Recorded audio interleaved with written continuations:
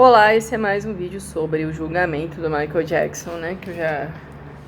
Eu tô esse mês inteiro lendo aqui o livro Intocável, que é uma biografia do Michael Jackson dos últimos anos da vida dele.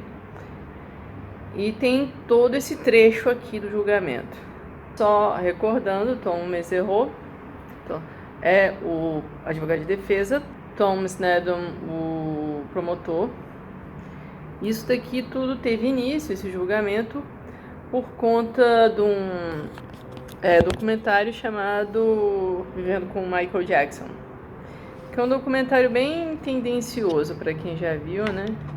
Deixa eu desligar esse programa aqui, que eu odeio esse programa. Então, o advogado de defesa, ele conseguiu simplesmente destruir.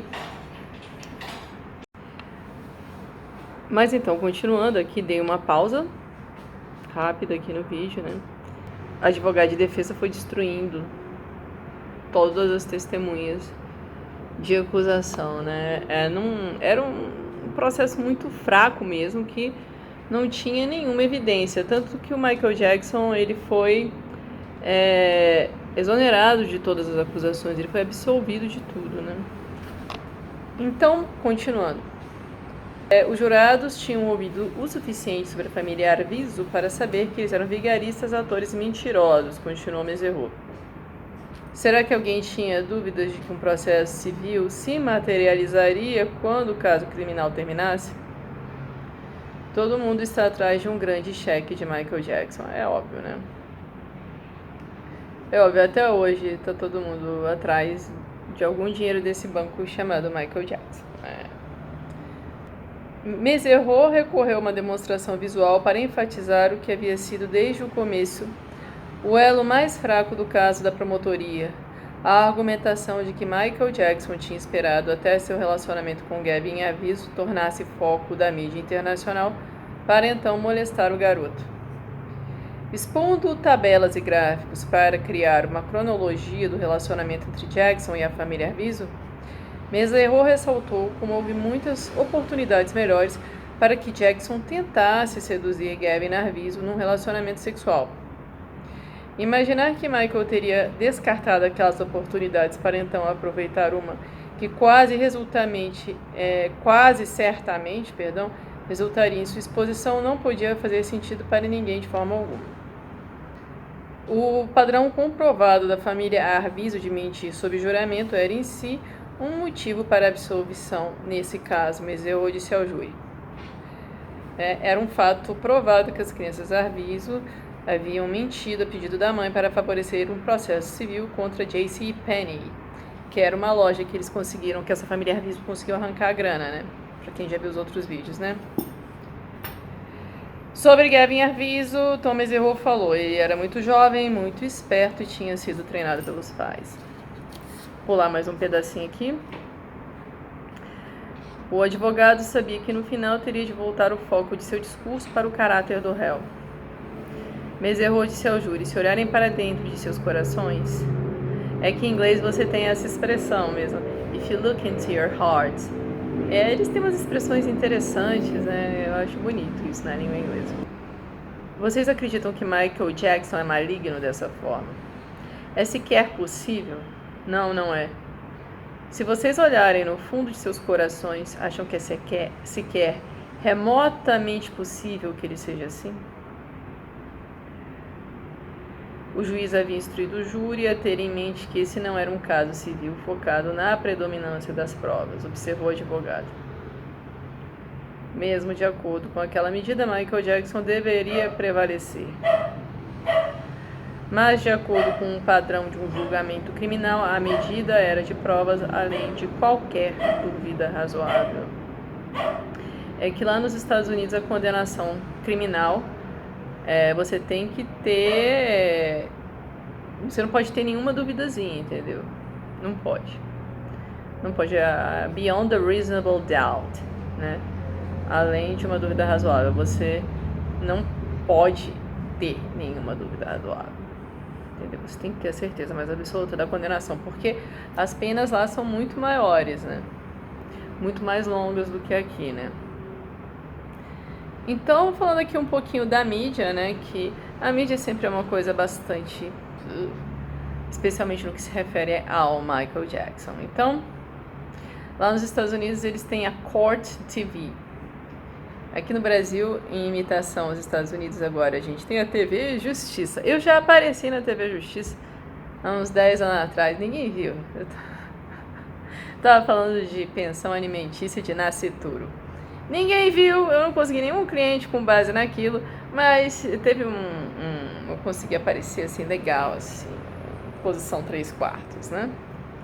Então vamos lá, a apresentadora da Court TV, Nancy Grace, pioneira na transformação da cobertura de julgamentos em novelas, previu sem rodeios que Michael Jackson seria considerado culpado da maior parte, se não de todas as 10 acusações criminais e 4 contravenções que tinham sido apresentadas ao júri. E sua colega na Fox News, a ex-promotora Wendy Murphy, tinha a mesma certeza.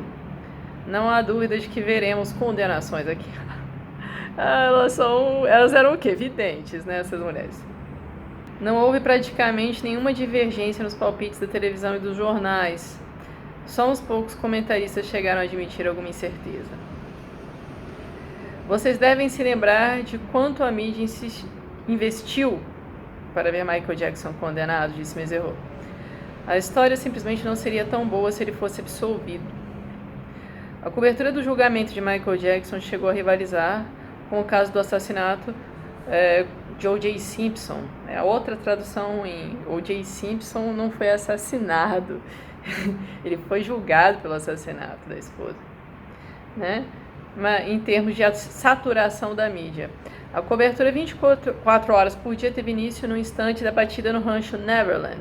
Apenas a CNN se afastou da cobertura do caso de Michael Jackson para mostrar uma coletiva de imprensa em que George Bush e Tony Blair, lado a lado, alertaram o mundo sobre um ataque terrorista na Turquia. Semanas após a prisão de Jackson, a ABC, a CBS e a NBS tinham produzido programas especiais com 1 hora de duração tratando das acusações contra o artista. A Globo deve ter feito a mesma coisa, né? A publicação Daily Variety referiu-se ao escândalo sexual de Michael Jackson como sendo um milagre para canais de noticiário e estações locais, tentando inflar os números da Nielsen na última semana de análises de novembro. Nielsen é coisa a gente chama Ibope aqui, né? No dia 18 de dezembro de 2003, data em que as acusações criminais contra Michael Jackson foram apresentadas formalmente, o administrador do tribunal, juiz Melville, saiu com apenas 500 cópias e teve de ser resgatado pela polícia, de acordo com o juiz, depois de ser atropelado pela mídia. O júri ainda estava em processo de decisão na noite de 10 de junho, quando Tom Sneddon, aqui a gente já está em 2005, e sua equipe se reuniram para o jantar de comemoração na melhor churrascaria do condado de Santa Bárbara, Hitching Post, em Buellton. Inebriados com o louvor de sua apresentação, que todos os canais de televisão a cabo transmitiam, os promotores não só brindaram uns aos outros repetidas vezes, como também demonstraram apreciar a audiência de correspondentes de televisão que os observaram do bar. Mesereau e Yu, os advogados de defesa, enquanto isso deram a impressão de terem se escondido. Os advogados não estavam nem atendendo ao celular. No decorrer do final de semana, quando as deliberações já haviam passado a marca de uma semana, os noticiários relataram que o júri estava pedindo releituras de depoimentos, em geral das testemunhas da promotoria. Na MSNBC, Brown Richards, amigo de Mesereau e um dos poucos especialistas que haviam previsto a absolvição, disse que estava ficando preocupado com a defesa. Pouco depois do meio-dia de 3 de junho de 2005, chegou a notícia de que o júri tinha chegado a vereditos para todas as acusações. O juiz Melville ordenou que as partes envolvidas estivessem presentes em seu tribunal à 1h30. A preparação para o frenesi da mídia que dominaria a apresentação dos vereditos do júri no Tribunal de Santa Maria foi absurda, né? Tinha equipe da SWAT com equipamento completo e cachorro farejador de bombas. valores cada vez maiores de taxas de impacto sobre o condado, né, eram pagos por aqueles que tinham conquistado as 4 posições para câmeras dentro da corte, ou para os 52 locais, né, para as câmeras na frente da entrada principal, ou ainda 50 posições ajoelhadas para câmeras na frente dessas últimas. Nossa, tinha competição assim, bom, onde vamos botar as câmeras, né? Havia até uma zona de helicópteros, meu Deus, que absurdo. É aí que a gente pensa, né, de que adianta você ser famoso, né? Porque fama nesse nível não é uma coisa legal, não é uma coisa boa. Você atrai muito carniceiro, você atrai muito vampiro, né? Quando chegou a hora, os canais noticiaram que Michael Jackson chegaria atrasado ao tribunal. As câmeras de helicópteros rastrearam o comboio de SUVs pretas percorrendo o caminho de Neverland até Santa Maria. Os policiais encarregados do controle da multidão ladravam ordens para a horda da mídia e rosnavam comandos para a legião de fãs de Michael Jackson, que tinha se ajeitado em diversos acampamentos, onde quer que houvesse espaço perto do tribunal. Vamos pular mais um pouco aqui. A multidão começou a vaiar quando chegou o Snedden e a equipe da promotoria. Entoaram mentiroso, mentiroso, mentiroso para vários repórteres e comentaristas considerados especialmente preconceituosos contra Michael. Mas realmente isso daqui é uma caça às bruxas ridícula. E obviamente tem muito de racismo aqui, né? Lá nos Estados Unidos é assim. Eu estava lendo um texto agora que... Lógico que tem racismo em qualquer lugar, mas lá é uma coisa que pra gente é meio difícil de entender, né? Uma pessoa de origem negra tão poderosa como Michael Jackson realmente deve causar muito problema, né? Afinal, tudo que se falou contra ele foi fofoca e não tem muita plausibilidade, né? Se você observar, assim, vários outros artistas de Hollywood e produtores, tem coisas bem mais plausíveis, que se fizessem documentários, se investigassem, iam achar alguma coisa. Por exemplo, o diretor original dos X-Men, o Bryan Singer, né? Falam que ele abusaria de menores. Existem boatos também com relação a esses caras. E não há documentários assim sobre esses caras. Quer dizer, sobre o Bryan Singer, ele é citado num documentário junto com outras pessoas, mas não há um documentário só sobre o Bryan Singer. Mas então eu acho que tem muito de racismo nisso aí, entendeu? Eu acho que lá nos Estados Unidos a mídia não consegue aceitar que uma pessoa negra se torne poderosa. Eles não conseguem, é uma coisa que vai além da compreensão deles. Eles admitem até um certo nível de sucesso, até um certo nível de poder, né? Se a pessoa começa a querer subverter o sistema, como o Michael Jackson vinha fazendo, comprando catálogos de música e tal, né? Aí acho que eles começam a querer destruir a pessoa. Então vamos lá. Continuando. Entoaram mentiroso, mentiroso, mentiroso para vários repórteres, tá? Pulando mais um pouco. Fastigado, esquelético e com muita maquiagem, Michael andou com passos muito curtos, cercado por guarda-costas que pareciam mantê-lo em pé. Atrás dos óculos escuros espelhados embaixo do guarda-chuva preto, ele seguiu Meserrow e Yu até a entrada do tribunal.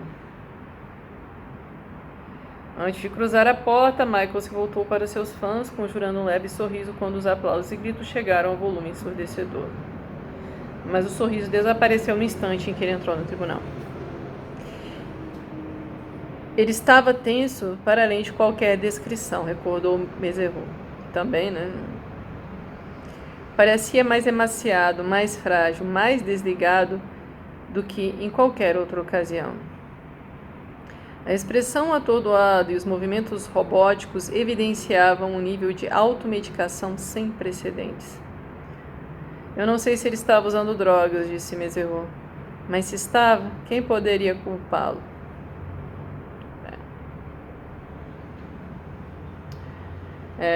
Os 6 lugares do tribunal reservados para a família Jackson estavam ocupados por Joe, Catherine, Randy, Tito, Ribby e LaToya. Janet Jackson estava lá de fora. Vou pular mais um parágrafo aqui. No início a mídia não conseguia acreditar, depois não quis acreditar. Ele foi absolvido. Voltando aqui. As 2 dos envelopes contendo os vereditos foram entregues ao juiz Melville, que abriu e leu cada uma deles sem expressão. Os olhos de várias juradas se encheram de lágrimas. Cada segundo pareceu durar 10 horas, recordou Meserot. Melville, afinal, entregou as folhas com os vereditos para sua assistente, Lorna Ray, que leu o conteúdo desde o começo. Primeira acusação, conspiração, inocente. Segunda acusação, ato obsceno mediante uma criança, inocente. Terceira acusação, inocente. Michael Jackson foi absolvido de todas as acusações. Tá, a mídia não queria acreditar, né? Um júri incompetente e intimidado foi a explicação dos especialistas que previram múltiplas condenações. Inocente por razão de celebridade. Foi a forma com que Nancy Grace definiu o veredito na Quartz TV. Eu acho que os jurados nem sequer entendem, enquanto foram influenciados por quem é Michael Jackson. Emendou Wendy Murphy na Fox News. Em Nova York, o Daily News e o Post publicaram artigos sobre o veredito com a mesma manchete: Boy, oh boy. Ambos os jornais foram moderados se comparados aos tabloides londrinos, que ousaram afirmar que Jacob, entre aspas, tinha escapado e execraram o que eles chamam risivelmente de justiça americana. Na manhã seguinte, Diane Sawyer, do programa Good Morning America, da ABC, tentou convencer os jurados de que a imensa fama de Michael Jackson os havia intimidado. Vocês têm certeza? Quer dizer, isso daqui é uma repórter, ela não viu o processo, ela não teve acesso às provas, ela não ficou deliberando, ela não ouviu os testemunhos. É uma idiota mesmo essa Diane Sawyer. Aliás, eu vi já ela entrevistando outras pessoas, ela me parece ser um tipinho bem lixo mesmo, assim, uma narcisista. Vocês têm certeza? Estão certos de que esse sujeito imensamente conhecido entrando na sala não exerceu nenhuma influência? Gente, essa é uma pergunta de uma pessoa que não viu as provas, não viu o que está no processo, não viu as provas a favor da inocência. Isso é uma coisa que dá uma raiva, assim, entendeu? Tom Sneddon passou a evocar o fator celebridade em todas as entrevistas que deu, nas quais também negou responsabilidade pessoal. Aqui minha luzinha. Em entrevista após entrevista, os jurados deixaram claro que se sentiam insultados pelas perguntas sobre terem sido seduzidos pela celebridade de Michael Jackson, insistindo que os vereditos foram baseados nos fatos do caso. O primeiro jurado, Paul Rodrigues, disse que a entrevista de Gavin Arvizo para a polícia havia sido a evidência mais significativa e que ele e os outros jurados assistiram à gravação dela muitas vezes. O garoto simplesmente não foi convincente, explicou Rodrigues. Quase todas as juradas descreveram Janet Arvizo como desprezível e desonesta. Diversos jurados afirmaram ter visto a família Arvizo como um grupo de malandros profissionais que tentaram enquadrar Michael Jackson. Meu cachorro. Outros membros do júri disseram aos repórteres que não havia nenhuma evidência clara de abuso sexual. Alguns reclamaram que a promotoria havia utilizado provas enganadoras que tinham pouca relevância para o caso, com a intenção de zombar, insultar e degradar o réu famoso. A cobertura, bem como a postura da mídia, teve impacto no momento seguinte aos vereditos. Uma pesquisa da Gallup, realizada horas depois da absolvição de Michael, mostrou que 48% do país discordavam do veredito do júri. Também, né, as pessoas estavam mal informadas pela mídia, né? Mais de 60% afirmaram acreditar que a fama de Michael havia sido a principal razão pela qual o júri votou inocente. Também a mídia não fez uma cobertura correta. A mídia chegou e distorceu a verdade para não mostrar as falcatruas da promotoria. Afinal, o Tom Snedden, o promotor, como eu já falei em um vídeo anterior aqui, nessa sequência de vídeos meus... Sabe porque meu cachorro... O cara mudou a data do abuso, entendeu? Mudou. Primeiro ele chegou, colocou a data na denúncia de um jeito. Aí depois, quando o advogado Michael Jackson disse que eles tinham álibi para aquelas datas, aí o promotor maliciosamente mudou. Gente, isso daí já é uma causa de nulidade no processo.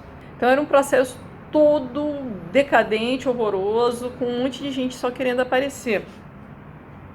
O aglomerado de fãs no portão era tão denso e estridente que a equipe de segurança de Michael teve que ajudar Mesereau e Yu a passar. Aí depois, Depois de deixar os filhos de Michael me cobrirem de abraços por umas 2 horas, Mesereau voltou ao seu apartamento e foi dormir cedo para acordar às 2 da manhã e começar um dia inteiro de entrevistas. Mas nem o triunfo de Mesereau, nem a libertação de Jackson foram recebidos com muito entusiasmo. Nem pela imprensa, nem pelo público americano. Os americanos não gostam do Michael Jackson, é uma coisa que eu não entendo, assim. Eu vejo todo mundo gostar dele, os franceses, os russos, os brasileiros, entendeu? Os africanos, mas nos Estados Unidos não gostam dele, né? O Berry Gordy, que é o fundador da gravadora Motown, falou para o Mesereau: você custou bilhões à mídia internacional. Agora temos uma história menos interessante. Agora temos uma história menos interessante, não foi o Berry Gordy que falou. Pelo que está escrito aqui, foi o diretor da CNN, Jonathan Klein. Ele falou isso aos funcionários no dia do veredito. Putz, aí a verdade vai para onde? Vai para debaixo do tapete, né? Naquela noite foi provado que Klein estava certo, quando 3 canais puseram às pressas no ar programas especiais cobrindo a absolvição de Michael Jackson. E todas foram superadas em audiência por uma reprise na Fox de Nanny 911. O Mesereau aqui falou que foi um júri muito inteligente, que eles prestaram bastante atenção, fizeram excelentes anotações e deliberaram por quase 9 dias. Então, é impressionante como execraram e perseguiram esse homem. Vou pular mais um pouquinho aqui. Sob insistência de Mesereau, Michael saiu de Neverland menos de 48 horas depois de sua absolvição. Eu estava com a sensação de que as autoridades de Santa Bárbara não iam deixar a coisa como estava, que iam dar um jeito de montar um novo caso contra Michael. Disse Mesereau. Na verdade, Snedden e seus associados já estavam discutindo como poderiam acusar Michael por obter medicamentos controlados com nomes falsos. Uma investigação preliminar dessa possibilidade duraria até o outono seguinte. Depois de uma série de conversas por telefone com Grace Huaramba, que era a babá das crianças, e outros intermediários, Mesereau falou com Michael na noite de 15 de junho. Eu disse a ele: Michael, eu sei quanto Neverland significa para você. Que é um lugar glorioso e encantado, que você encontrou uma paz verdadeira lá. Mas eu realmente acho que essa parte de sua vida passou. Todos nós precisamos seguir em frente. Você precisa seguir em frente. Acho que você não vai estar mais seguro lá. Vá para algum outro lugar. 2 dias depois, o passaporte de Jackson e os $300 mil depositados para garantir sua fiança foram devolvidos e ele começou a fazer planos de viajar para o exterior. Àquela altura, ele já estava convencido de que não era mais bem-vindo nos Estados Unidos.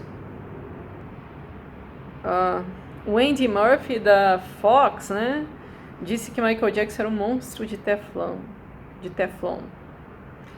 E que os jurados colocaram alvos nas costas de todas as crianças. Que coisa ridícula. A cobertura da mídia aqui foi toda muito podre, né? Mas, gente, eles mataram a princesa Diana, não mataram? Não foram os paparazzi que mataram a princesa Diana? Eles são capazes de tudo por uma notícia. Pra mim, foi como ver aquelas pessoas enfiando facas em feridas abertas, disse Mesereau. Agora ele falando sobre Michael. Sua força, sua felicidade, sua esperança tinham sido sugadas. Ele estava muito magoado com o que tinha sido dito e escrito sobre ele. Ele tinha sido acusado de fazer coisas que ele não era nem remotamente capaz de fazer. Ele havia dito a Bashir que preferia morrer a machucar uma criança, e eu acreditei nele. Mas ele sabia que muita gente, a maior parte das pessoas da mídia, não acreditava. Eu realmente acho que quando o julgamento terminou, Michael não tinha mais certeza se queria continuar vivo. Não fosse pelos filhos, não sei se ele teria vivido o tempo que viveu. No dia 19 de junho, Michael pegou um voo com os filhos e Grace Horamba e foi para Paris. Pois é, isso aqui é o quê? É uma descrição de uma caça às bruxas. E o julgamento foi justo. A perseguição que esse homem sofreu foi injustificável, né? Então esse é o último vídeo sobre o julgamento do Michael Jackson, tá? Meu cachorro tá aqui enchendo o saco, eu não sei porquê. Então até logo, gente.